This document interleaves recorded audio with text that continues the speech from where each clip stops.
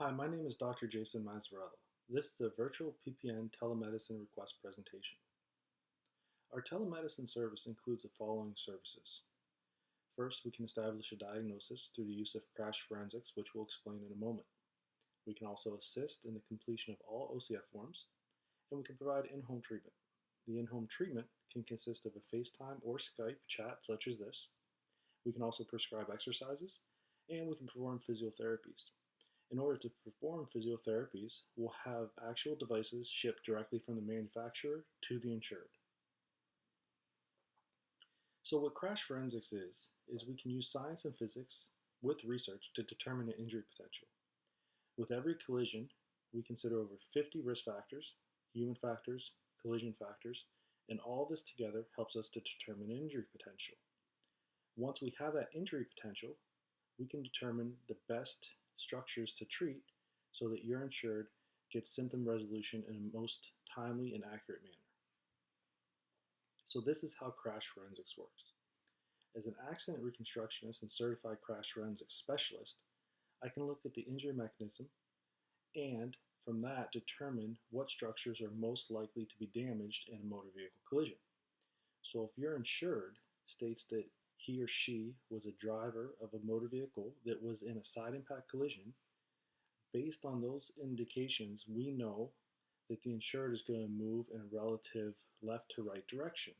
We also know how the seatbelt is going to interact on that person. Depending on how that seatbelt interacts on that person will determine where the injury potential is. Most likely in this scenario will be the right anterior neck and the left posterior neck. So once we have this injury potential determination, we can do a virtual chat with the insured to see where their symptoms are. So if the insured were to state that they had headaches or neck pain going into the arm, we know how the seatbelt reacts on the insured, we know where the seatbelt acts on the insured, and we know generally what musculature is going to be involved with this collision.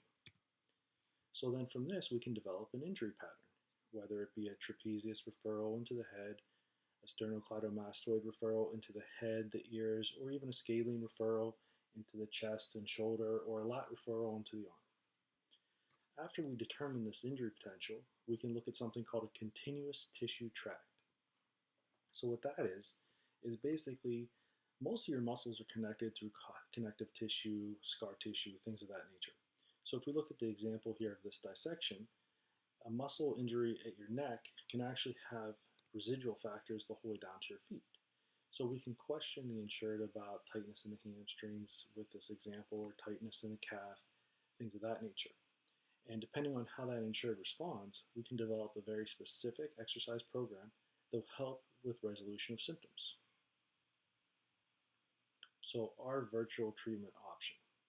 So with this, basically we offer an in-home treatment that concentrates on 4 primary principles. The first is to reduce pain and decrease inflammation. The second is to improve mobility and function. The third and fourth are to improve strength and allow for a full and active recovery. Now, why this is important. First, cost containment. Secondly, improve function for your insured, which limits your cost as well. Reduce likelihood of chronic pain, and trying to prevent future medical legal implications, which we'll get to at the end.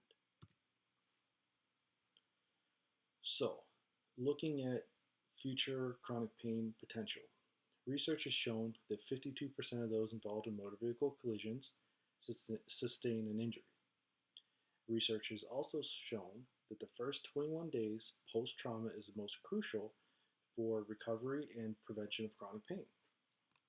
The reason that is this is an example of your collagen fibers. It's the smallest fiber or portion of your muscle. And this is what a normal fiber looks like. It's very tightly knit and parallel fibers and structures. When you get injured, this tears. If you don't do the appropriate rehab within the first 2, 3, 4 weeks, what happens is that the tissue will still heal, but it will be structurally intact and functionally weak. It won't provide support.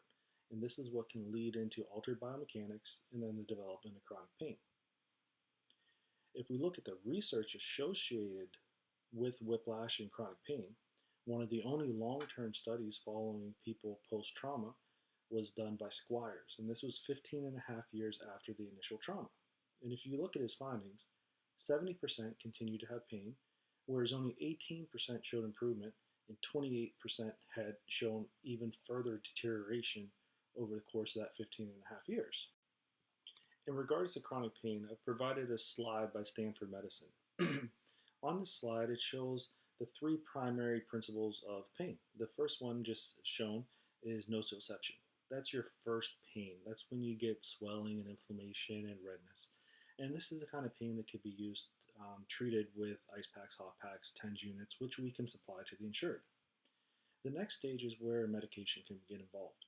And what this can result in is a negative cascade of events that results in a negative cycle, where the pain medication works initially, but then causes something called hypersensitivity, where the pain actually will increase over time. The last one is altered biomechanics, and this is what is important for this virtual PPN program. As we've shown, collagen fibers will change if not appropriately treated. This can result in forward head carriage, rounded shoulders, and general changes in biomechanics. If we have a change in biomechanics, what will result is a continuous nociceptive process, where the person will continually have pain. They might have good days and bad days, but that pain will continue to worsen over time because of the stress on the human body. So with our virtual home treatment, we can provide exercises such as this, where I can show an insured how to do certain stretches, and then once they learn these stretches through the virtual chat, we have an online source with videos that shows them how to do it in case they forget. We also can provide BioFreeze as an analgesic for inflammation, hot and cold packs, which will get shipped directly from the manufacturer to the insured, and a TENS unit for pain relief. So they're really getting physiotherapy that you would get in any physiotherapy clinic, just virtually. So we have two options. You can treat now, or you can treat a lot later. And the reason I say this is if we treat now, you get care directed to the insured that is specific and based on their injuries. They get virtual home therapy. The treatment is within the minor injury guideline. All extended health benefits will be billed and exhausted first. And at the end of this COVID crisis, you have my CV and my qualifications to back up and support the treatment. If you don't act now, well, what's going on that I've seen in social media is a lot of lawyers are saying that because of the COVID crisis, all the client's treatment should be approved. They're saying that this is necessary. Well, it might be necessary, but is it reasonable? And that's the question you're going to have to argue. They're also saying that all the patients should be taken out of the minor injury, and they're saying based on how the minor injury is written that it would no longer apply. And this actually does make a lot of sense, which we'll go into the next slide. The last one is there's claims that because of this COVID crisis and the delay in treatment, every single client is going to develop a psychological issue or psychological distress. So by implementing this treatment, you prevent these claims. So this is screenshots from my LinkedIn account.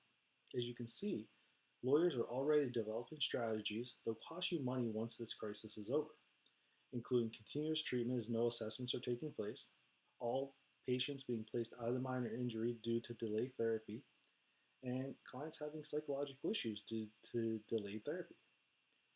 Based on the current minor injury guidelines, the information I provided so far supports these statements because the minor injury is developed for a timely treatment. And if you look at these lawyers making the request right now, most of the science backs them up.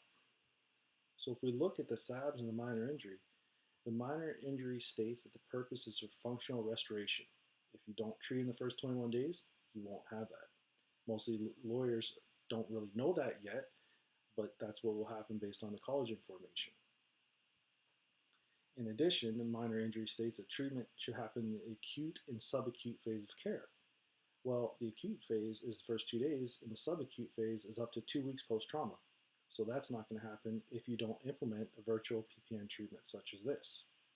Lastly, the minor injury says that the treatment should not exceed 12 weeks. Well, if we look at when social isolation started, we're already about 4 weeks in.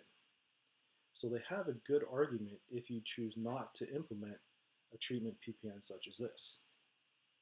So our telemedicine in-home virtual preferred provider program, it's very simple to implement. An adjuster only has to ask, do you have an Apple product such as a Mac, iPhone, or computer? Or do you have any computer where you can use Skype or even a smartphone?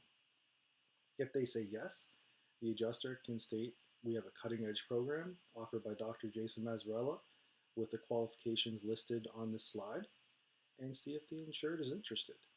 And if they are interested, your adjuster only has to email me their information and I'll take it from there. I'll contact the insured, I'll set up the first chat session, I'll complete the OCF forms, we'll ship any devices needed to them directly to their home, and we'll start therapy virtually online. So if you have any questions, please feel free to directly email me at drmazzarella@gmail.com. That's DOCTORMAZZ@gmail.com. Thank you for your time.